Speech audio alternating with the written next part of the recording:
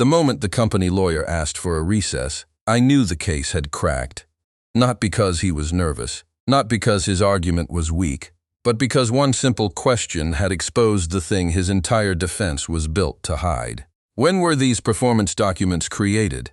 That was all I asked. A quiet question, a technical question, but inside that question was 38 years of a man's life. Thomas Keller had worked for the same manufacturing company since he was 26 years old. He had fixed their machines, trained their workers, managed their maintenance floor, and protected their production schedule for nearly 4 decades. He was supposed to retire on March 2nd. His pension was supposed to fully vest that day, nearly $500,000 in retirement benefits and lifetime medical support. But on March 1st, one day before that pension became his, the company fired him. They said it was performance. They said he had been failing for months. They said the documents proved it. But when I asked to see the creation dates on those documents, the courtroom went still, because sometimes justice does not begin with shouting. Sometimes it begins with metadata, and sometimes a man who gave 38 years to a company is saved by one person in a hallway who cannot sleep with the truth. Thomas Keller sat at the plaintiff's table, like a man who had been struck by something invisible, and was still trying to stand upright inside himself.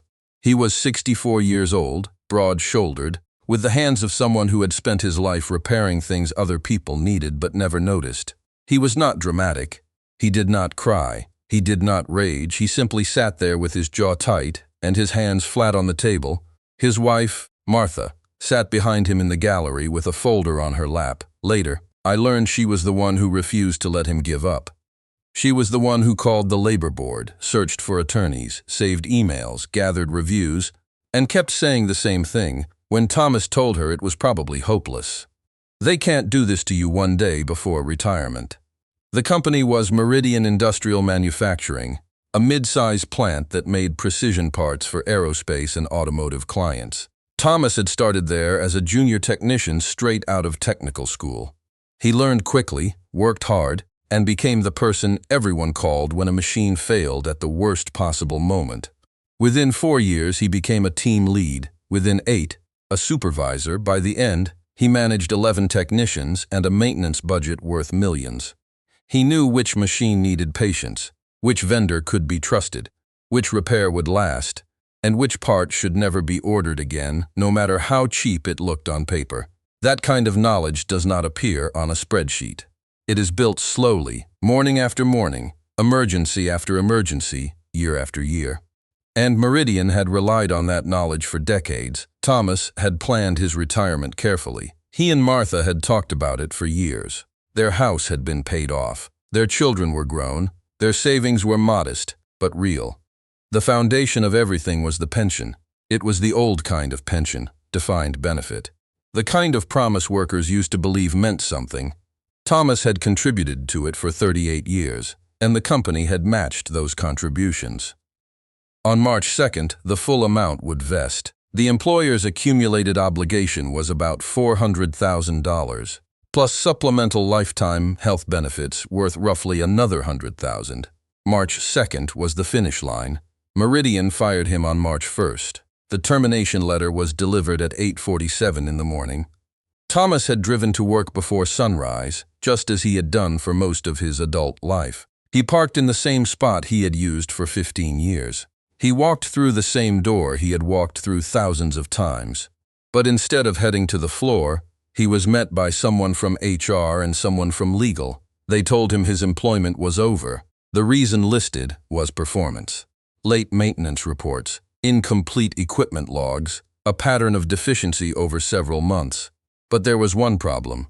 Thomas Keller had never received a written warning, not once, not in 38 years. His most recent performance review had been 6 weeks earlier. It rated him as exceeding expectations in 4 categories and meeting expectations in the 5th. His department's equipment uptime record that year was the best in the facility's history. His manager had even sent him a personal email in January, saying the maintenance department was in the best shape it had ever been. So when Meridian claimed Thomas had suddenly become a failing employee one day before his pension vested, I knew this case was not about performance, it was about timing. Thomas's attorney was Nina Patel, a labor lawyer in her early 40s with a calm voice and sharp eyes. She had taken the case on contingency, which told me she believed the evidence was strong. Attorneys do not take cases like that unless they see something worth fighting. Across from her sat Richard Bell, a senior corporate defense attorney with 30 years of experience and a binder thick enough to suggest the company planned to bury the room in paperwork.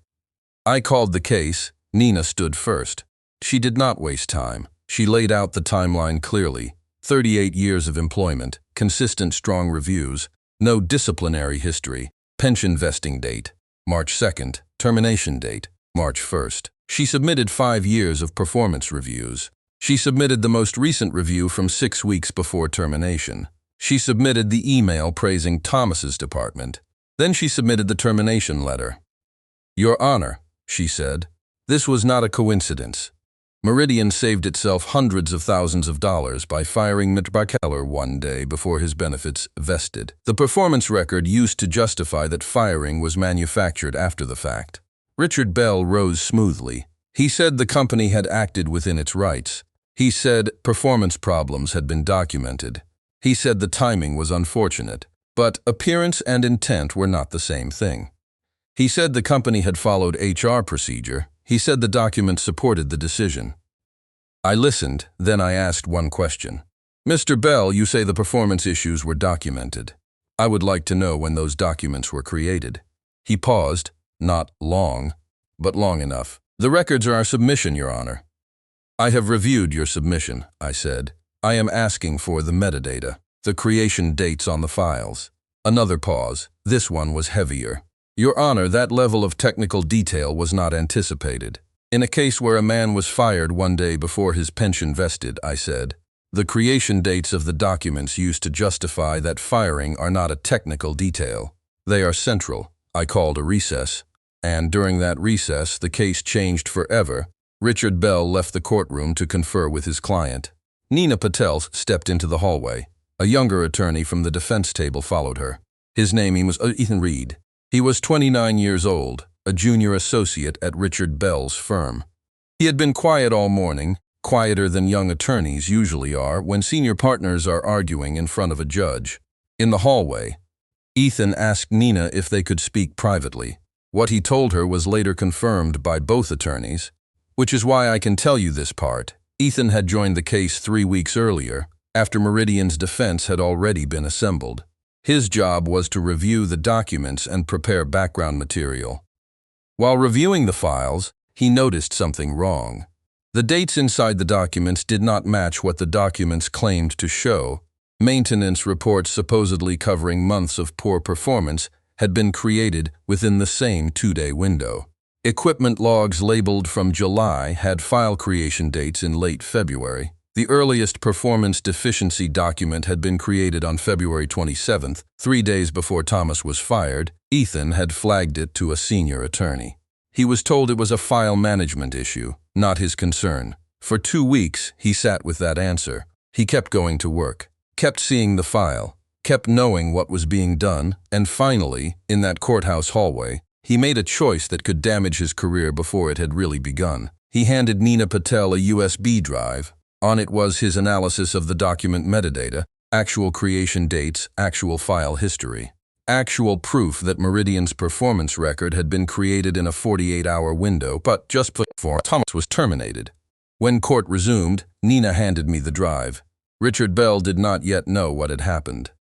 I looked at him. "Mr. Bell, I have received additional materials. I am going to ask you again about the creation dates on your performance documentation." What followed lasted only a few minutes, but I have replayed it many times. Richard examined the materials. He spoke quietly to Ethan. He looked at the pages, then at Thomas Keller, then at Martha in the gallery, still sitting with her folder held tightly in her lap. Then Richard Bell stood. "Your Honor," he said, "I request a brief suspension of proceedings to confer with my client." "You may have 20 minutes, I said. He took 19. When he returned, his voice was different. "Your Honor, Meridian Industrial Manufacturing will withdraw its defense of this claim and is prepared to discuss resolution terms." The gallery released a collective breath. Thomas did not celebrate.